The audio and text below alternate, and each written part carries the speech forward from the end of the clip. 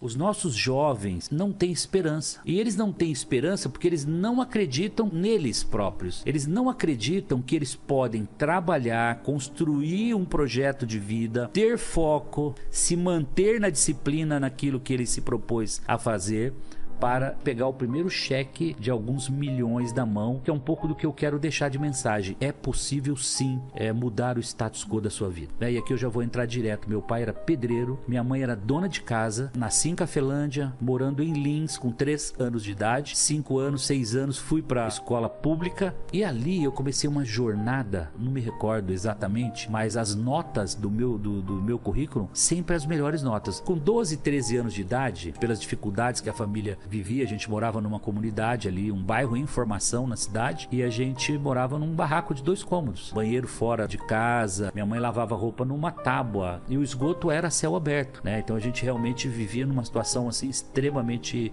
difícil, né? E que é o retrato de muitos brasileiros hoje ainda, né? Enfim, isso é realmente terrível. Mas colocando foco, eu comecei ali a sonhar, eu comecei ali a entender que através do trabalho eu poderia modificar esse status quo meu e da minha família. Eu cheguei com 13 anos, eu começo a vender coxinha. Eu acho que eu me tornei rapidamente o melhor vendedor de coxinha que Lins teve na história. As pessoas perguntam, mas como é que você tangibiliza isso? Difícil alguém comprar um Fusquinha 1962 naquela época, trazendo para os dias de hoje, era como comprar um carro hoje de 20, 30 mil reais. E eu juntar esse dinheiro de 20, 30 mil reais, juntar esse dinheiro comprando com a venda de coxinha. Então eu fazia 3 viagens na parte da tarde. Eu percebi onde estava a necessidade, a dor do consumidor. Você sabe onde eu descobri a dor desse consumidor? Eram os pedreiros, eram os pintores, os eletricistas, encanadores das obras de Lins que estavam em construção. Eu chegava 2h30, eles tinham almoçado 11 da manhã, eles já estavam varados de fome. E era o momento que eu chegava para fazer a alimentação deles. Bom, rapidamente eu consigo meu primeiro emprego. 15 anos de idade, eu recebo meu primeiro registro em carteira, copiador de Xerox. Onde? Em Lins, né? Chama Garagem Cópias, essa copiadora existe até hoje. E aí, eu não fui um simples copiador de Xerox, cara. Eu fui o melhor copiador de Xerox que Lins teve. E como é que eu materializo isso? Primeiro, eu fazia a cópia ficar melhor que a original. O cliente chegava com uma cópia suja, velha, durex colado, eu ia buscar qual é a máquina que tem tecnologia adequada para que o produto final ficasse melhor. E eu conseguia extrair, então eu limpava fundo, eu melhorava a tonalidade, usando tecnologia, tá? E com isso, eu fui sendo visto pelos clientes. E aqui eu começo a passar algumas dicas e algumas lições. A primeira delas, você vai ouvir muito, seja o melhor sempre. Porque eu fui o melhor vendedor de coxinha, o melhor copiador de Xerox. E nessa de ser o melhor, de interagir, eu começo a fazer um curso de computação nos finais de semana. Esse curso de final de semana, aprendendo a programar computadores, me levou a conhecer o seu Valmir no balcão, que era um daqueles clientes mais exigentes que existe. E o seu Valmir olhou e falou: Semenzato, você está aprendendo computação, você tem uma qualidade, um cuidado, você tem lógica, você tem... Ele uniu tudo isso com programação e falou: tem uma oportunidade para você, eu vou te levar para o maior grupo empresarial aqui de Lins, grupo Sermac, materialista, material de construção, enfim, tinham muitas atividades. E eu fui para essa empresa então para receber o primeiro computador de médio, grande porte que estava chegando em Lins. Eu me torno rapidamente o melhor programador de computadores que Lins teve. Assim, ó, eu virava à noite, não tinha hora para começar, não tinha hora para terminar, era uma loucura, entendeu? Qualquer hora era hora de trabalho e de desenvolver. Desenvolvi software de todo tipo que você possa imaginar. Folha de pagamento, contabilidade, contas a pagar, receber, controle bancário, controle de gado, construtora, orçamento de obras. Eu fiz o maior MBA que você possa imaginar. A faculdade que eu não fiz, eu aprendi tudo como funciona uma empresa por dentro. E claro que isso mais adiante vai me servir muito. Vocês vão ver o quanto você ser o melhor, você se dedicar, você ir a fundo naquilo que você está fazendo, em algum momento você vai colher tudo isso. O seu Valmir me viu, me levou para essa primeira, e ali começa uma mudança na minha vida. Óbvio que o meu salário começou a crescer, comecei a ganhar dinheiro. O cheque de meio salário, que foi o primeiro cheque da copiadora, se tornou 10 salários já no meu primeiro registro como programador de computadores, hipoteticamente exatamente hoje, R$10.000, né? E rapidamente eu me torno analista de sistemas e já montei um time de programadores, de digitadores, operadores, né? E fiz o meu departamento crescer. Eu comecei a desenvolver softwares e sistemas. Com 17 anos, eu termino meu curso, 17 para 18, eu termino meu curso técnico em processamento de dados. Eu aprendi o cursinho de final de semana. E aqui, outra dica. Aquele final de semana que a maioria, eu não vou dizer que não tem que ter lazer, mas enquanto a maioria, no sábado, ia bater bola, ia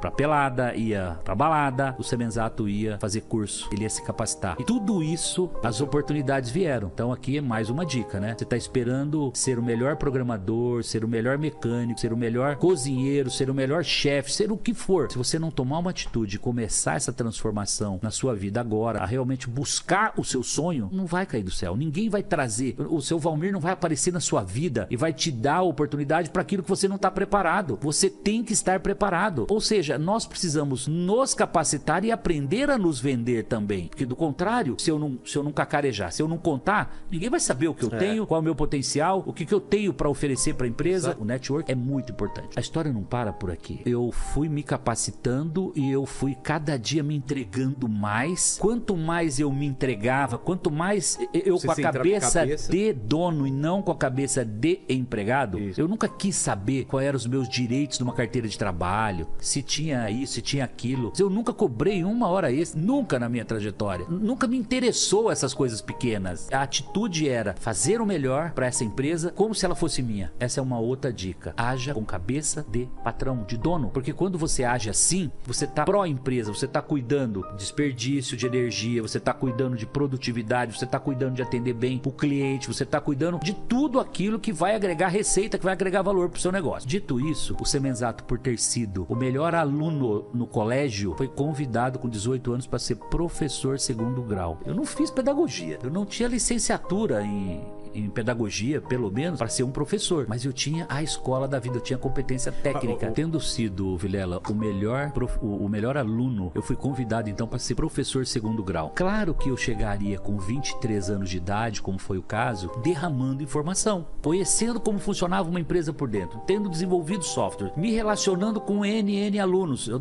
lecionava das 7 às 11 todos os dias, de segunda a sexta. E sábado e domingo eu dava aula particular ainda, durante o dia todo, programador e analista de sistemas. 7 da noite, 19 horas às 23 horas, colégio Instituto Americano de Lins, todos os dias de segunda a sexta. Sábado e domingo eu ia pra padaria do meu sogro lá em Lins, que tinha um Cobrinha 210, que era um computadorzinho que compramos lá para desenvolver software, e eu ia lá dar aula particular sábado e domingo. Então era uma rotina de domingo a domingo intensamente, assim, vivendo aquilo explosivamente. Bom, frutos, rapidamente o melhor salário que Lins teve, rapidamente reconhecimento profissional, prêmios. E ainda morando com os pais? Ou não, eu me casei com 21 anos, cara. Me casei em 90, já morando na minha casa própria, com um Monza SLE 0 estacionado na garagem. Essas conquistas, na verdade, elas vão te jogando pra cima, elas vão te impulsionando. Você que tá nos ouvindo hoje, você já deve ter percebido, quando eu cheguei aqui, começando dizendo que ter comprado meu primeiro jato, ele foi marcante, e isso faz parte da celebração das conquistas. Na vida, eu aprendi a celebrar. Cada conquista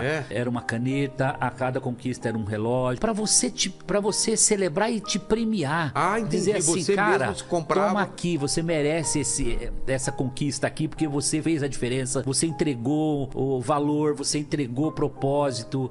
É muito interessante. Com 23 anos eu percebi o seguinte, cara, eu vou continuar sendo um melhor programador, eu vou continuar sendo, e naquele momento não era a motivação financeira que me levava pra fazer esse movimento, mas ao mesmo tempo eu tinha percebido que ganhar dinheiro era bom. Consegui minha casa, eu consegui carro novo, eu consegui um bom salário, eu consegui melhorar a vida já da minha família. Pô, então peraí, esse negócio de trabalhar, de empreender, de montar um negócio diferente, cara, isso é muito bom. Veio um insight, fundar a Microlins. Foi minha primeira empresa lá em Lins, microcomputadores, Lins de Lins, lugar incerto e não sabido. Tinha quase tudo pra dar errado, mas o Semenzato vai lá e funda essa Microlins, e no primeiros 3 meses eu coloco 300 alunos na escola, cara, e rapidamente 500 alunos, e aí eu começo a abrir. Eu montei 17 escolas, isso em 2 anos e meio. Eu inaugurei uma escola por mês. Então esse é o momento que o Semenzato descobriu que tinha um bom negócio, que os bancos poderiam ajudar no financiamento, a fomentar esse empreendedorismo, só que ele não teve uma consultoria nem familiar e nem de fora que pudesse dizer, cuidado com o dólar. O dólar está 3 hoje, hipoteticamente, mas ele pode ir a 5,80, como foi agora. E aí o Semenzato tomou contratos todos em dólar naquela época. Cara. Quanto à receita caindo. Contrato dos financiamentos bancários subindo. Leasing todo mês subia. Gente, 6 meses depois não tinha dinheiro para pagar professor, não tinha dinheiro para pagar aluguel, não tinha dinheiro para pagar as prestações dos bancos. Pô, quebrei. Era 94, 6 meses depois tô quebrado. Lembra do seu Valmir? Foi o cara que me abriu a porta lá atrás, etc, etc, etc. Eu encontro o seu Valmir e o seu Valmir me diz assim, por que você não faz franquia? Franquia? O que é franquia? Que é isso, Valmir? Eu não sabia o que era franquia de verdade. E aí fui me inteirar, fui falar com o advogado, ele formatou a franquia. Em 3 meses eu transformei 15 das 17, 16 das 17 próprias em franquias. Nunca mais eu parei de crescer no mundo das franquias. E aí você vai dizer o seguinte, pô, mas você planejou para entrar no mundo do franchise? Não. O franchise surgiu na minha vida por pura necessidade. Ou eu ia pro franchise ou eu desapareceria como empreendedor e voltaria a ser o programador. Tava tudo certo. E com uma dívida enorme, porque ela fica lá por 5 anos esperando você liquidar. Você devolve os bens para o credor. Barato. O credor vai leiloar aquilo no mercado, a liquidação vai ser muito pequena e você vai ficar com a dívida enorme, a diferença da dívida lá no banco. E eu trabalhei 5 anos para pagar esse passado. Foi de 95 a 2000 trabalhando dia e noite, mas crescendo ao mesmo tempo. Quando é 2000, 2001, eu devia estar com umas 80, 100 franquias, né? Olha o salto já de 91, quando eu fundei a minha primeira empresa. Eu fui para 2000, já com a vidinha começando a respirar. Eu mudo para São José do Rio Preto, 2000. Então foi 91 a 2000 em Lins, de 2000 a 2010 em São José do Rio Preto, que acabou virando um grande celeiro de franquias, porque a história bem sucedida de Microlins e Instituto Embeleze inspirou empreendedores na região. Hoje nós temos inúmeros, um número enorme de franqueadoras de negócios que nasceram em São José do Rio Preto. Ponto mais importante nessa segunda fase. Eu venho para São Paulo e conheço uma agência de propaganda. E aí eu falo pra ele, cara, eu preciso mostrar esse negócio pro Brasil inteiro. E eu tenho um negócio maravilhoso que o Brasil inteiro precisa. O propósito disso é transformacional. E essa agência me levou até o netinho de Paula, na época que era ele estava em 2000 inaugurando na TV Record o programa Domingo da Gente com o Dia de Princesa. Nesse 2001 eu entro como patrocinador e aqui eu vou contar uma outra história pra vocês, porque ela é inspiradora. Eu recebo a proposta da emissora, R$500 mil. Eu levo essa proposta para a empresa, eu tinha um sócio com 30% e eu tinha 70% da empresa. E eu fui ouvir meu sócio, falei, o que você acha? Vamos fechar que isso aqui vai... Essa é a mudança nossa de série. A gente vai sair da série C e nós vamos para a série A, porque nós vamos para televisão nacional, nós vamos crescer muito. Meu sócio olhou para aquilo e falou, não, isso é uma parada indigesta, eu não assino de jeito nenhum. Eu respeito, eu não vou desmerecer nunca uma atitude e uma opinião dessa. Claro. Eu fui para casa frustrado aquela noite. Eu já tinha uma Mercedinha, devia valer comparativamente a hoje 300, 400 mil reais talvez, mas assinar uma fatura de 500 ou um pouco mais. Eu fui para casa desapontado e de manhã, naqueles insights da manhã, uma voz fala assim pra mim, cara, faz o seguinte, assina esse contrato sozinho e se o dinheiro não entrar, você vende seu carro e paga a fatura. Foi o que eu fiz. Cheguei na empresa 7 da manhã, fui direto na sala do sócio, falei, sócio, é o seguinte, vou assinar sozinho, não se preocupe, se não entrar o caixa necessário pra pagar essa fatura, o meu carro tá à disposição, vou queimá-lo no mercado pra pagar a fatura, mas não vou trazer problema pra empresa. 45 dias depois, que foi a data que venceu a fatura, cara, tinha acho que 1,5 milhão de cheque pré-datado no cofre de venda de franquia. Explodiu vendendo franquia no Brasil inteiro. Ficou rico felizão, junto, tá tudo certo.